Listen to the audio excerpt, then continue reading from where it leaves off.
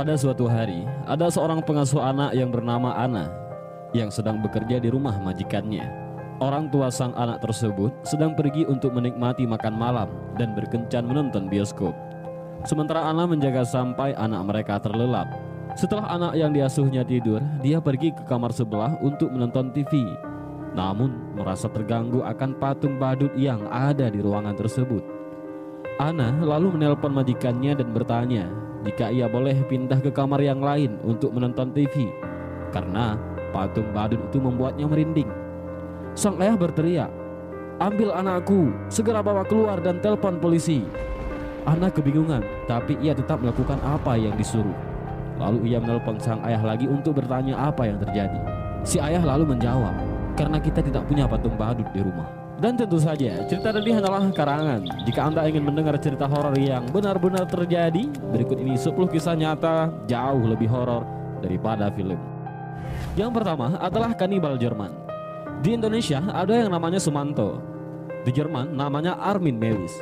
Pada tahun 2001, Armin membuat sebuah iklan online yang berisi kata-katanya seperti ini: "Dicari pria 18-30 tahun yang bertubuh tegap untuk disembelih dan dimakan." Dan ternyata ditanggapi oleh seorang pria yang sama gilanya. Pria tersebut bernama Bernd Jürgen. Dia mempersilahkan Armin untuk memotong kemaluannya untuk dimasak. Armin lalu memberi bumbu dan memasak kemaluannya.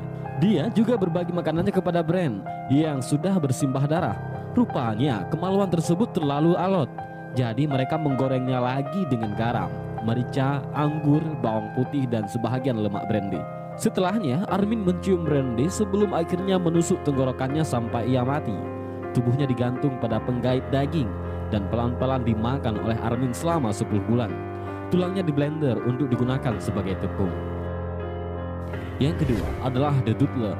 The Doodler adalah nama untuk seorang pembunuh berantai yang telah menghabisi nyawa 14 pria di San Francisco dari Januari 1974 sampai September 1975. Dari sekian banyak pembunuh berantai, apa yang membuat The Doodler begitu menyeramkan? Dia mempunyai gaya membunuh yang eksentrik. Sebelum membunuh, dia menggambar calon korbannya terlebih dahulu, seperti di film The Titanic yang ia temui di klub-klub malam. Tanpa disadari oleh korbannya yang mengira dia adalah seorang pelukis dan pencinta seni, mereka lalu berhubungan badan dengannya sebelum akhirnya ditusuk sampai mati. Dan untuk pengetahuan Anda, The Doodler tidak pernah diketahui identitasnya dan belum terungkap sampai sekarang. Yang ketiga, belatung pemakan daging di dalam kepala. Ketika kita ingin berpergian ke luar negeri, mungkin ada baiknya kita mendapatkan vaksinasi agar kebal terhadap penyakit seperti tipes ataupun demam kuning. Namun, kita tak pernah berpikir tentang belatung pemakan daging. Ketika wanita Inggris bernama Rachel Harris pergi liburan ke Peru di tahun 2013, dia tak pernah menyangka apa yang dibawanya kembali ke Inggris. Dia mengeluh akan sakit kepala yang luar biasa, nyeri di wajahnya dan suara gerukan di dalam kepalanya. Ketika cairan mulai keluar dari telinganya, dokter mengira itu hanyalah infeksi telinga yang tidak berbahaya. Sampai mereka melihat banyak belatung menggeliat jauh di dalam telinganya. Ternyata saat di Peru, ada lalat yang mengeluarkan telurnya di dalam kepala wanita malang ini melalui telinganya. Semakin para dokter mencoba untuk menyelidiki telinganya, larva semakin berjalan mundur masuk ke kepalanya, membuat lubang sebesar 12 mm di kanal telinga. Yang keempat, dikubur hidup-hidup. Tidak hanya di film yang dibintangi oleh Ryan Reynolds, tragedi ini juga terjadi pada seorang wanita Yunani yang menderita kanker. Dia dikubur hidup-hidup karena dokter salah mengira dia telah mati. Pengunjung makam mendengar suara gedoran dan juga teriakan yang redup dari peti matinya. Kira-kira 1 jam setelah ia dikubur. Setelah akhirnya kuburan digali kembali dan peti matinya diangkat, wanita tersebut telah tewas.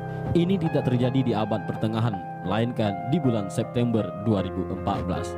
Dan ini nyata. Yang kelima, selamat datang di Fun House. Terdengar seperti cerita di buku Goosebumps. Rumah hantu di taman bermain benar-benar dipenuhi oleh mayat beneran. Inilah yang persis terjadi di taman hiburan New Pike di Long Beach, California. Pada bulan Desember 1976, regu kamera datang ke taman ini untuk merekam sebuah episode dari acara televisi berjudul $6 Million Man. Saat sedang bersiap-siap, seorang pekerja memindahkan manusia gantung di mana tangannya lalu copot dan memperlihatkan tulang manusia. Ternyata mayat ini berasal dari orang yang tewas di tahun 1911. Sebelum mayat ditemukan, manusia gantung ini sudah berada di taman tersebut selama 4 tahun. Para pengunjung mengira itu hanyalah boneka.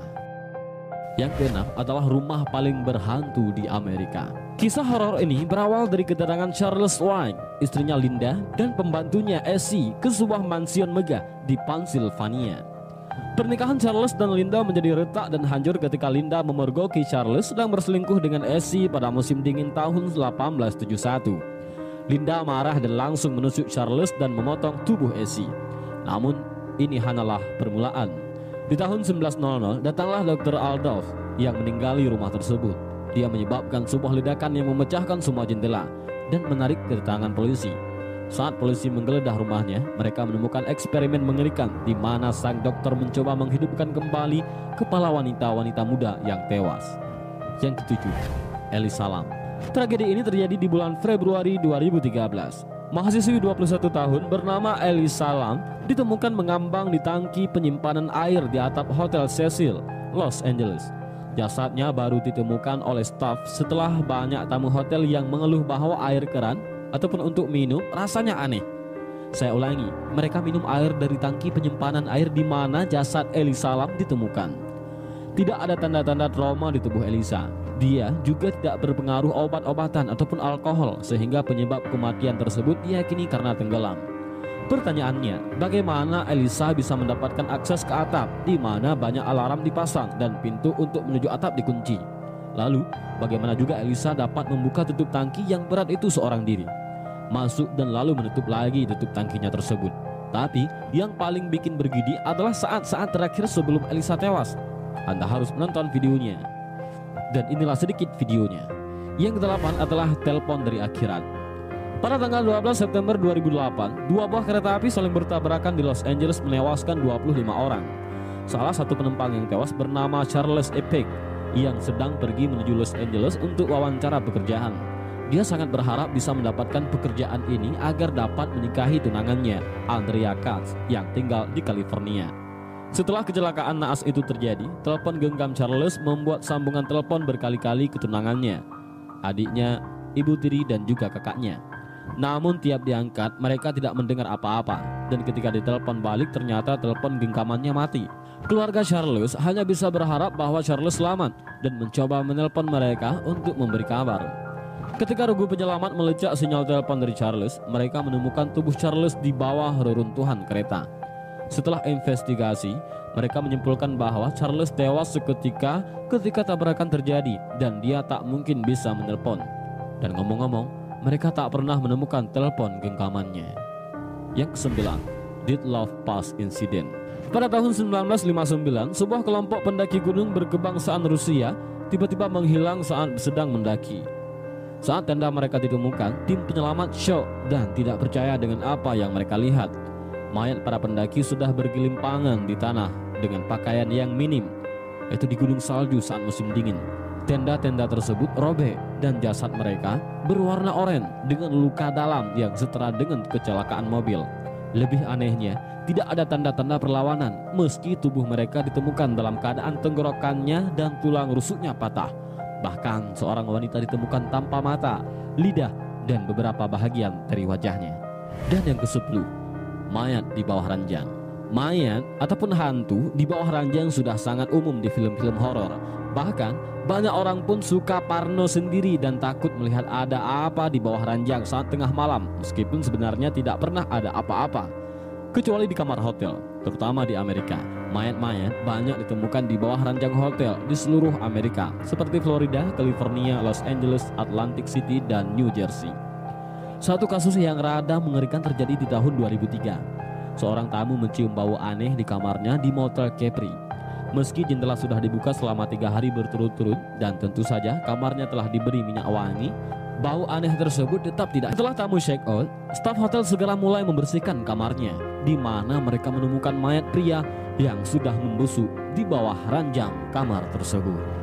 Dan inilah 10 kisah nyata yang jauh lebih horor dari film horor.